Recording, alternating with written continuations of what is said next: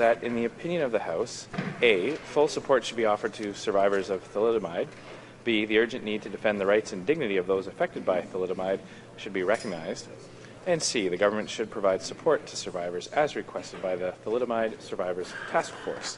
Debate. The Honourable Member for Vancouver East. Well, thank you very much, Mr. Speaker. And first of all, I'd like to start off by saying that I'll be sharing my time today with the member from Saint-Bruno-Saint-Hubert. Well, Mr. Speaker, I'm very honoured to rise in the House today to speak to this very important and historic motion from the NDP. And as has been read out, the motion reads that in the opinion of the House, A, full support should be offered to survivors of thalidomide, B, the urgent need to defend the rights and dignity of those affected by thalidomide should be recognized, and C, the government should provide support to survivors as requested by the Thalidomide Survivors Task Force. Mr. Speaker, the motion before us calls on the government to right the wrong of the tragic consequences that took place when in 1961 the Government of Canada approved the sale of thalidomide as a safe drug for the treatment of morning sickness for pregnant women. Mr. Speaker, I believe that it's so important today that we speak out collectively and with one voice as Parliament to understand and to address this urgent and tragic issue. I'd like to thank the member from Outremont, the leader of the official opposition, for agreeing and giving his full support to this motion being brought forward today. And I'd also like to thank members from all sides, because we do now know that the government will be supporting this motion with a slight amendment. And I'm very thankful for that. We've had a lot of discussion, and I just think it's so historic and important that today we will be speaking in this debate. We will be bringing forward the visibility of this issue, and I hope on Monday we'll be voting on this motion, and it will hopefully be a unanimous vote.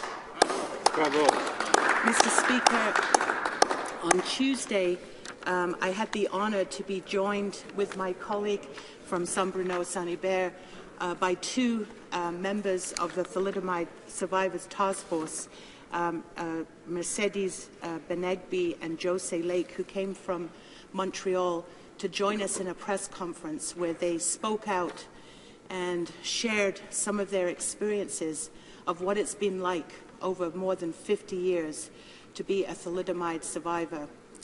It was very moving to hear their words and to hear them speak about their deeply personal experience and of the experience of 95 survivors in Canada. It's a day that I won't forget in hearing what they had to say. I'm also very thankful that the Globe and Mail decided to focus on this issue. And as we know, over the past week, we've seen the stories in the original story that they did last Saturday, which was a very comprehensive piece that gave us the history and the background and brought us to the current situation today, where so many survivors are living in pain and suffering and great financial hardship. So to me, it's one of those moments where a whole number of things come together. And I think we have to recognize that the thalidomide survivors have, for 50-plus years, been living in a way that's been quite invisible. I think it's a story that we're aware of. I remember when we debated Bill C-17 in the House on drug safety, a bill that we supported.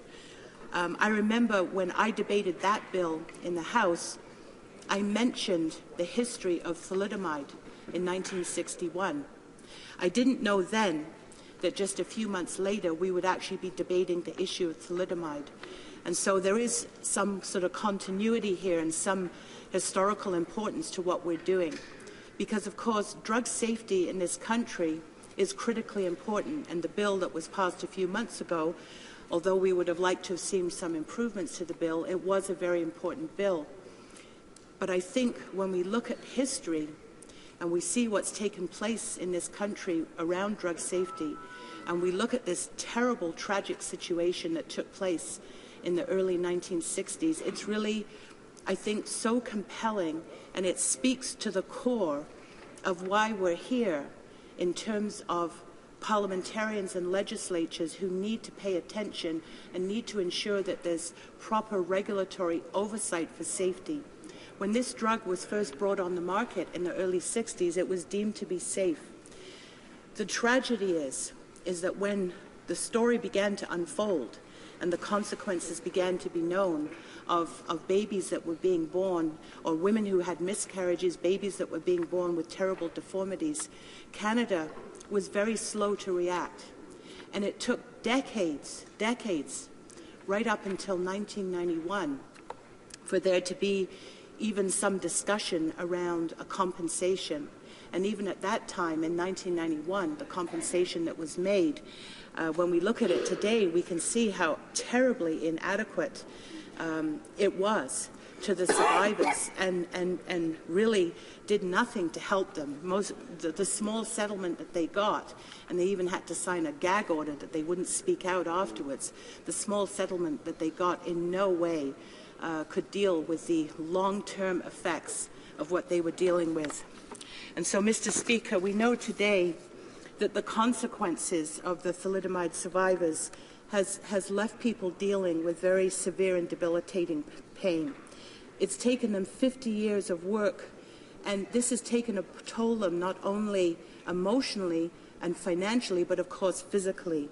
Many of the survivors are now suffering from nerve damage, painful wear and tear of their bodies.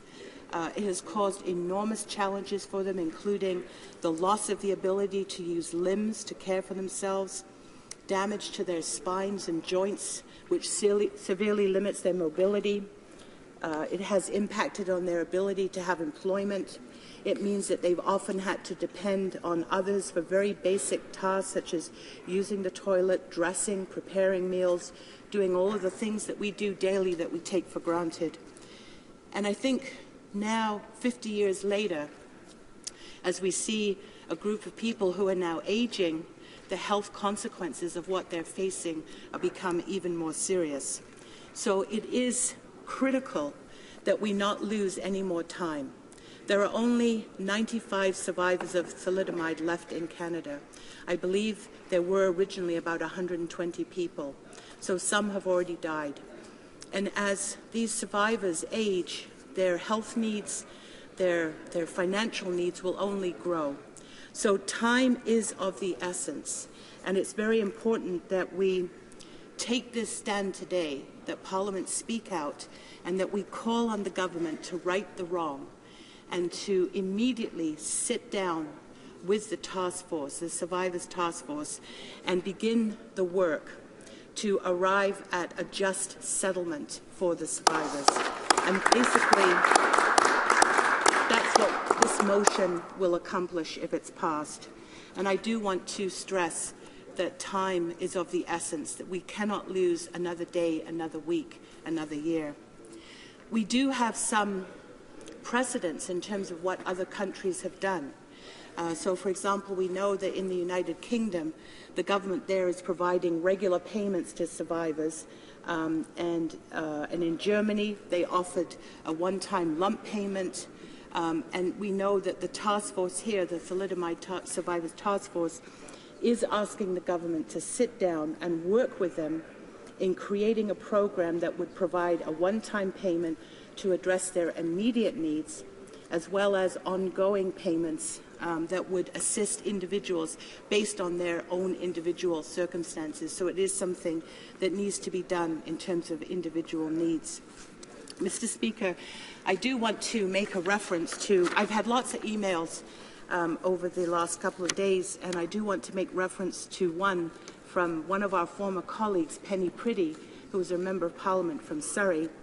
And she wrote and said, "It was in the summer of 1963 that I worked at the HSC, the Sick Kids in Toronto, and she encountered a little baby whose name was Maria, about a year old. Maria was born without arms. Her legs were not able to support any weight. Her mother had taken thalidomide. Penny says, given what we know, I expect her life was filled with challenges and barriers that required a strength that many of us cannot imagine. Thank you for listening to the voices of all the Marias who were victims of a system that was so rushed to get a questionable drug to market that they did not consider the unthinkable legacy that they were creating for its smallest citizens. And that's from Petty Pretty. So, Mr. Speaker, today with this motion, we have an opportunity to right that wrong. And I thank all members of the House who will be supporting this motion. Thank you.